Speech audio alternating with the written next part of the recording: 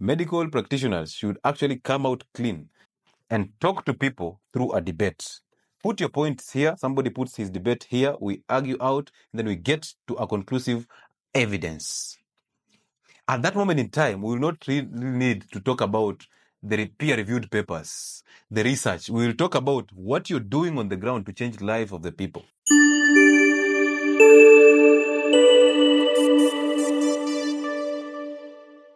Same is going to happen to gym instructors, that gym instructors have to come and argue their point out in front of professionals. So we can have all cadres of people coming up, making their point heard, instead of just coming to people's lives and say, you are wrong. You are wrong. You're commenting, you are wrong, because you want to get the attention that you require. Now listen, go to the gym with an intention. Also, if you're trying to lose weight, stop running on a treadmill for 1 hour. You'd rather use that hour to go for a road work on Saturday. Just run for a road work, or enroll those road works that people do, those marathons, the half marathons that people do for the companies. But running on a treadmill, there is nothing fancy about running. So don't run on machines. Not unless you're going to warm up for 5 minutes. Somebody who just walked from work to home, covered about 5,000 steps, is way better. Is way better. If you go to the gym, have a schedule, go to the gym and train. 45 minutes to 1 hour is enough in the gym. You don't need 2 hours in the gym. This is also going to people who always go to the gym and train one muscle. You're always walking to the gym and training biceps. Every morning, your biceps. Tomorrow, your biceps. Tomorrow, your biceps. With earphones, listening to somebody motivating you on YouTube, and you're biceping all through. You're actually going to overwork that muscle, and it will start to harden, because muscles have to adapt. This is the reason why you've been there for the last 1 year, and that muscle is not buffing up. You have the wrong idea. Chest day, back day, leg day. Do you want to be a bodybuilder? Those are people who train specific muscles because of competitions. Oh, yesterday was a leg day and I got so tired, I couldn't move my legs. The gym is supposed to actually make you want to go back. You go to the gym on Tuesday and people are doing back. Everybody's doing the back. And people are hurting themselves in the gym just because they want to have the best back in 1 day. My friends, listen. And the exercises that you'll see in the gym all the time, people going for the chest, people going for the biceps. The squatting rack is always empty and dirty. Always empty and dirty, because you people don't know what you're training. You just want the chest, you just want the biceps, and then you're there doing your sit-ups. Every day you're doing sit-ups. And then you look in the mirror, there's no abs. For you who want to shed that belly and you want to see your abs, remember this. No amount or number of sit-ups will give you those abs. For you to get those abs, what you need is you need to lose body fat. Remember, these are muscles. They're not cubes that are put there for fun. They are muscles. So for you to get that, you would actually prioritize the deadlift, prioritize squatting, prioritize overhead shoulder press. Those three are enough to give you the abs. You will lose weight. Once you lose the body fat to a certain percentage, possibly 15%, the abs will start showing out without you doing a sit-up. Some of you know that you've done a sit-up the wrong way. You've ended up hurting your spine. Some of you have rollers in their houses and you're busy rolling the wrong way, and then your back cannot allow you. When you go to lift something, you cannot stand up. You have to go slowly, like somebody who has arthritis. Now you're there telling people to just do 2 hours of training one muscle, the leg. Aye. People are struggling. Like, the gym becomes so unbearable, you don't want to go back. For those people who are obese, don't even attempt going to the gym. If you're obese, lose weight fast before going to the gym. Lose weight fast before going to the gym. What are you doing on a treadmill when you're fat? What are you doing on a treadmill when you're still fat and obese? Do you even contemplate it that your upper body is heavier than your lower body? Because your upper body being heavier than your lower body means your joints are getting a lot of pressure as you're running on that treadmill. Your knees, your hip, your ankles are getting a lot of pressure. You're exerting a lot of pressure by your upper body on your extremities. Now, guess what is going to happen? Arthritis is coming. So you get into a gym to lose weight, come out with the same weight plus arthritis.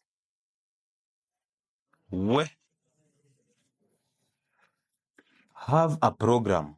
What about cardio? I don't have a problem with cardio exercises, but simply don't overdo them, because the body gets to adapt and now cardio become useless. So now a plateau curve. Go to the gym and lift weights. If you're a man, go to the gym and lift weights. I'm not saying you go to the gym today and you're lifting your body weight. No. Go and start slow and grow into it. Start with that empty bar. There is no shame in that. We said that in the gym there reaches a time where even 5 kgs is heavier. You can't even lift. There reaches a time that your muscles are so torn or worn out, you can't even lift 5 kgs. So everything in the gym is heavy. Don't even overlook it and say, this is 5 kg. I don't need 5 kg. I need 10. My friend, no ego in the gym. Don't compete. Go there with a schedule. That's the reason why you need a program. Go to the gym with a program. Do that program and work out. 30, possibly 30 to 1 hour. 30 minutes to 1 hour is enough in the gym. Don't overdo it. And don't eat and then go to the gym. Don't do actually, fasted workouts are the best. This is the reason why I encourage people to work out in the morning. Because you are on an empty stomach, that is one. And number two, you're going to get all the outputs from that gym. Don't go to the gym in the evening and do leg day. Go to the gym in the morning and squat, because when you squat and come out of that gym, no amount of pressure can irritate you. Simply imagine this. Somebody who has just fasted, broken a fast in a healthy way, and then the following morning, he's in the gym working out, squatting, deadlifting. How much pressure do you need to put on this guy to get upset? How much do you need to do to step on his ego? How much do you need to do to make sure that you drag his ego in the mud so that he gets upset and returns your abuse? And there's no amount of pressure. This is a guy who has control over his stomach and his hunger. This is a guy who has control over his physique. How, on heaven's sake, can you even throw something to him and he doesn't take it? He just squatted with his body weight or even more in the morning. And now he comes to work and you're saying just a simple comment and it has to offend him. That's not true. Try it. Try to work out in the morning and try to fast. Those two things will actually stabilize your emotions. So this is the point. As you go to that gym, have a schedule. Go there, follow that schedule strictly, move out. And also another advantage of training in the morning is when you're training in the morning, you're alone. Imagine training at 5 a.m. in the morning. You might be alone in that gym. So you have the liberty to do everything you want to do within the shortest period of time and work out. That's the beauty about it. But the weird part about it is that it takes a lot of guts for you to just wake up and go to the gym that morning. It takes a lot of guts. Very few people will go to the gym at 5 in the morning. And you think about it, that somebody's in the gym at 5 in the morning and recording videos in a mirror. So misguided. Somebody's in the gym at 5 a.m. in the morning to just take a video. No, that happens during the evening sessions. So if you're obese, don't attempt going to the gym. Simply start by fixing your kitchen, lose an adequate amount of weight. Once you've lost that weight, now it's time for you to go to the gym and tone. When you've lost weight, of course, the skin can start sagging. That is for people who have lost weight in the wrong ways. You went for liposuction, you went for the gastric balloon, you went for all those procedures. You've lost weight and your skin is sagging. It's time for you to start fasting. It's time for you to go to the gym to tighten the skin and to lose out the sagging skin. But for people who have been on my channels losing weight in the inappropriate ways, there is no way you'll have a sagging skin, because autophagy, basically fasting, cleans up that skin and you lose weight and you'll never see a sagging skin. That's why I encourage you, when you're trying to lose weight, find or seek professional advice. Next thing here has to be the supplements. Most people use supplements in the gym. I see creatine, I see protein powders and protein shakes, I see the steroids. And it looks awesome in the beginning. It looks good in the beginning because you're toning and you're showing off your body. But the end result, my friend, they will tell you that steroid cycles will take you to another level. That is true. Even ladies who are using steroids to gain weight and add up their hips, the effects are deadly, because let's talk about just steroid drugs instead of even talking about the anabolic steroids that are used by gym goers. I call them gym goers because they just go to the gym. When you're taking steroids, example are dexamethasone, prednisolone, hydrocortisone. Most of you who have asthma or arthritis have had a chance to take these drugs. Some side effects of these drugs, actually most of the side effects of these drugs are deadly. Kidney problems, kidney failure for that matter. Adrenal insufficiency, you will kill your adrenal glands, because These are external steroids. So you are actually pumping your system with external steroids. So you're telling your system to shut down. But remember, the adrenal glands are the ones that are responsible for producing the steroids, the natural steroids. So now you're supplementing from external with synthetic steroids. The body does not know how to assimilate synthetic stuff. That is one. But number two, you're sending a message to the adrenal glands to shut down. Don't produce any steroids because I can get them from outside. Now, when you shut down your adrenal glands, remember the adrenal glands are the ones that are going to take over for women who are getting into menopause.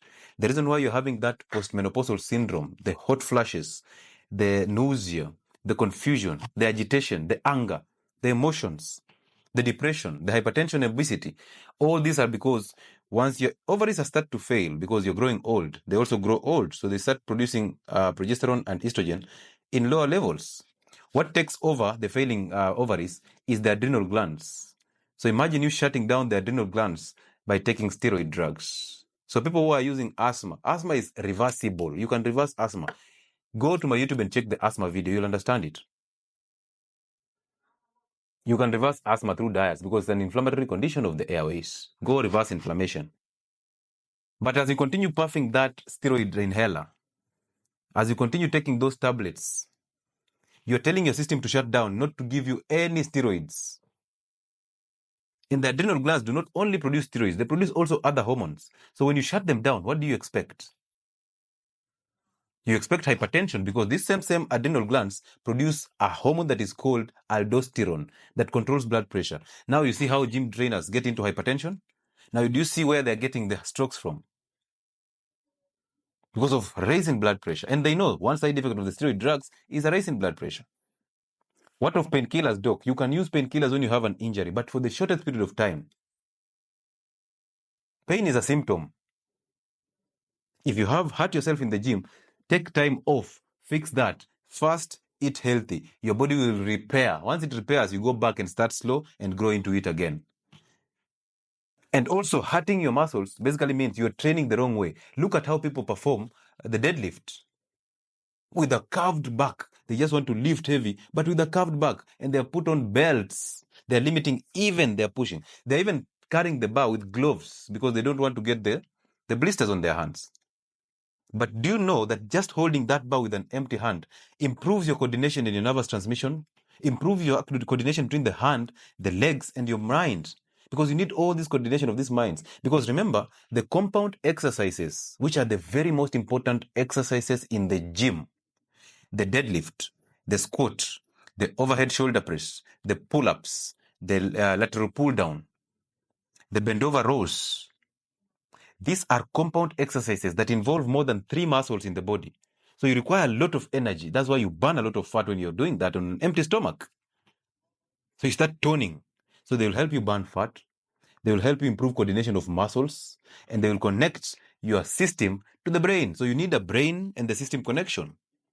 But you're going to the gym fancy with gloves. You cannot even improve nervous transmission between your palm and the brain. And you're lifting. You're even having a wrong shape. And then you end up hurting your spine, you end up hurting your back, and now you have to take a whole year off the gym.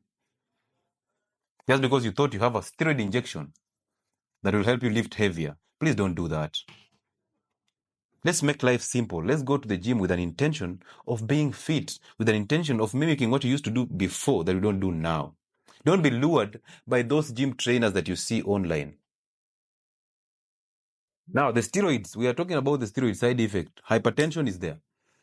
Shutdown of the adrenals is there, so adrenal insufficiency. So you will not even fight stress. Any stress in your system will cause you problems. Heart attack is loading. Kidney failure is loading. If you're busy taking that steroid, hoping that, oh, if you're a woman, it will grow you the hips. If you're a man, oh, I'll get the body that I want in the gym. Or I'm helping myself treat asthma through these steroids. Fix asthma through fixing the kitchen. Fix your body through lifting progressively. Start small and grow into it. There is nowhere the gym is going. The gym is going nowhere. It's you who is going to get tired. But you'll come back tomorrow, the gym is still there. So it's your time to have a program. Don't use any supplement in the gym, not unless you're just using minerals, water, magnesium supplements sometimes, and salt. As you walk into the gym, you want to take a protein shake, you want to take an energy drink. Listen, energy does not come from your stomach. Energy comes from the fat cells and the liver. Focus. You can't take 8 months in the gym. There's no achievement. Why are you going to the gym? You fail to remember that 15% of weight loss, 15% of health is what is coming in with the gym, which basically tells you if you are bright enough, you would have fixed your health in the kitchen and in fasting. Those two are able to make you get your health goals in order. And then you just go to the gym to tone the muscles and to strengthen your core. That is it. That is it. Just go to the gym, warm up for about 5 to 10 minutes, open up your muscles. After that, go lift. After you've lifted, stretch, then go home. 30 to 1 hour. Enough. And work out the compound exercises. Don't go doing chest day. Don't go doing back day. Don't go doing leg day. You are not a bodybuilder, for heaven's sake. Not unless you want to be one.